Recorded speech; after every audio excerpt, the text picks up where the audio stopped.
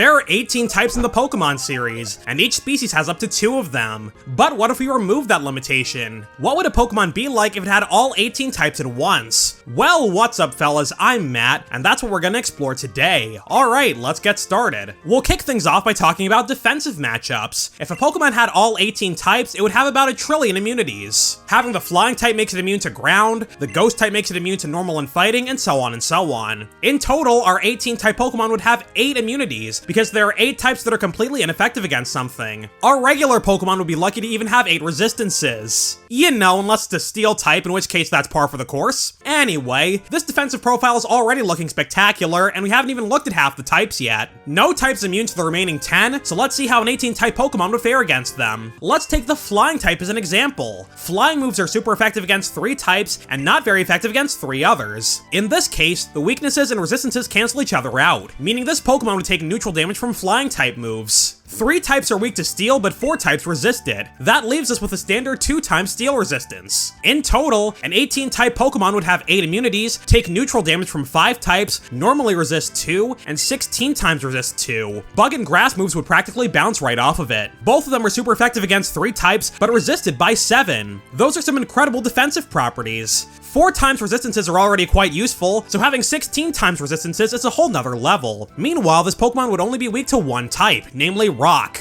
Having that as your only weakness is, well, you could do worse. That would make it weak to Stealth Rock, an entry hazard that's all over the place in singles. If that's an issue you want to mitigate, you can choose Heavy Duty Boots as your held item. The Rock type attacks aren't the greatest though. Virtually all of the physical options are inaccurate, although Power Gem is a solid special move, so a Rock weakness is fairly manageable. Rock is the only type this Pokemon would be weak to, but there are 2 other moves that would be super effective. Well, really it's more like 1.5. Thousand Arrows is a ground type move that ignores immunities, meaning it can hit flying types. Ground is super effective against 5 types and resisted by 2, so Pokemon with every type would be triply weak to Thousand Arrows, meaning they take 8 times damage. Well, not exactly. When Thousand Arrows hits an ungrounded flying type Pokemon, it always deals neutral damage, no matter what other types they have. But if you use Thousand Arrows a second time, it'll deal the normal amount of damage, because the move also grounds the target. So the first time you use the move, it'll be neutral, and it'll deal 8 times damage after that. Ice type moves will be neutral against a Pokemon with every type, since they're super effective against 4 types and resisted by 4. But Freeze Dry is super effective against water, which flips 1 resistance to a weakness. So this move would be 4 times effective against Pokemon with all 18 types. Being every type at once would also be a nice offensive trait. Whenever a Pokemon uses a move that matches one of its types, that move becomes 50% stronger, thanks to the same type attack bonus. Earthquake and Stone Edge have the same base power, but Crocodile hits harder with Earthquake, because it's a ground type Pokemon and not a rock type. But if you have all 18 types, you'll get the stab bonus on every single attack. Many Pokemon run 1 or 2 stab moves, which function as their main way to do damage. But they can also run coverage moves that don't match their types. These moves don't deal as much damage in most cases though, so they're mostly just secondary options. But every type would be equally strong for an 18 type Pokemon. It would be immune to a lot of other stuff as well. When it comes to fighting against it, status conditions are almost a complete non-starter, because an 18 type Pokemon would be unaffected by nearly all of them. It's fire type so it can't be burned, it's poison and steel type so it can't be poisoned, and so on and so on. The only status it isn't immune to outright is sleep, but it's also immune to a bunch of sleep moves anyway. The grass type makes it immune to powder and spore moves, which includes some popular sleep options. So if you want to status it, you'd have to use something like Yawn, Hypnosis, or Corrosion Salazzle. The dark type would make this Pokemon immune to Prankster boosted moves. It'd also be immune to Sandstorm's chip damage on account of being ground, rock, and steel type. Poison types are immune to Toxic Spikes, but most of those Pokemon could also remove them from the field when they switch in. The keyword here is most, unfortunately. Only grounded poison types can absorb Toxic Spikes. This Pokemon wouldn't be grounded because it's also a flying type,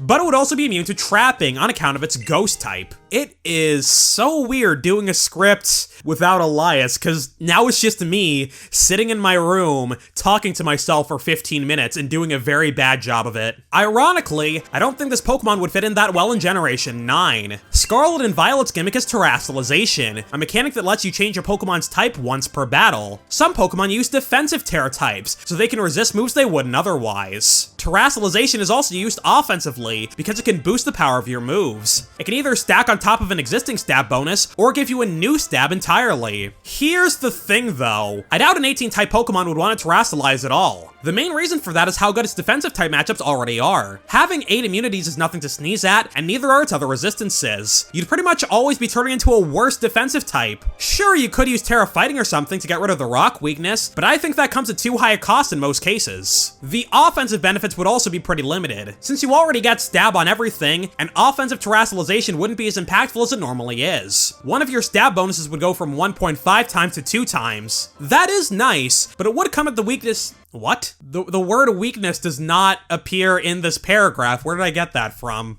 That is nice, but it would come at the cost of becoming way weaker on the defensive end. So I'm just not sure Terastallizing is worth it in this scenario. Terrastellar might be alright, since you keep all your defensive properties, but that's about it. Feel free to leave your own thoughts in the comments though. Alright, so what will this Pokemon's move pool look like? Well, each type has a handful of standard stab moves. Nearly every Ice Pokemon can learn Ice Beam and Blizzard, nearly every Psychic type can learn, well, Psychic, and so on and so on. If a Pokemon had every type, they'd probably get all of these standard stab moves. Flamethrower, Stone Edge, Draco Meteor, Hydro Pump, that kind of stuff. So this Pokemon would have a ton of moves to choose from, although I don't think it would learn most of the less common attacks, like Lava Plume, Pollen Puff, Headlong Rush, or Ice Spinner. If you have all 18 types, you wouldn't be strongly associated with any of them individually, so it would make sense if its move pool is full of more surface level attacks. Its level up set could mostly be normal type moves, then you could learn your various coverage moves through TM and whatnot. It'd be kind of a jack of all trades, master of none move pool. Speaking of TMs though, I hate when they come up in my scripts, because when I type TM into Google Docs, it autocorrects the trademark symbol and I don't know how to turn it off.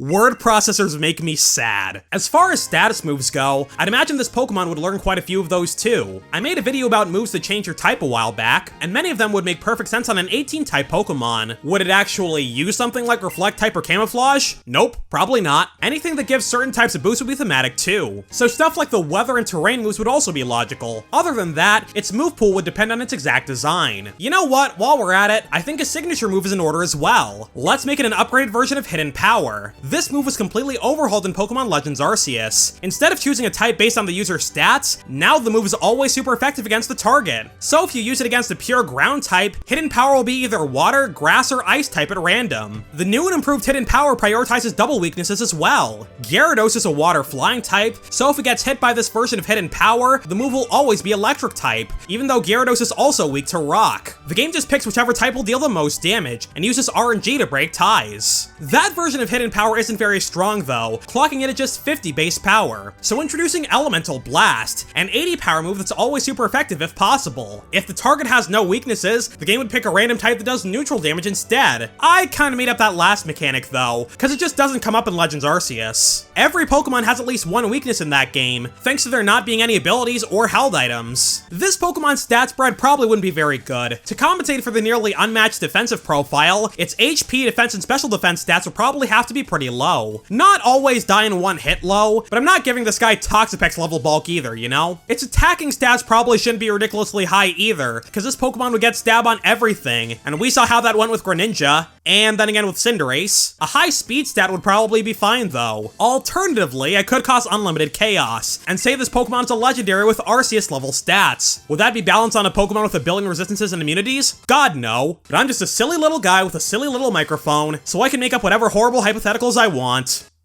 Deal with it. Well, that's all I got for today. Elias isn't in this week's video for personal reasons, but he should be back next time. Be sure to subscribe if you're enjoying yourself, and consider joining the channel as a member to help support us. We'll see you all next time. Good night, fellas. Sleep well.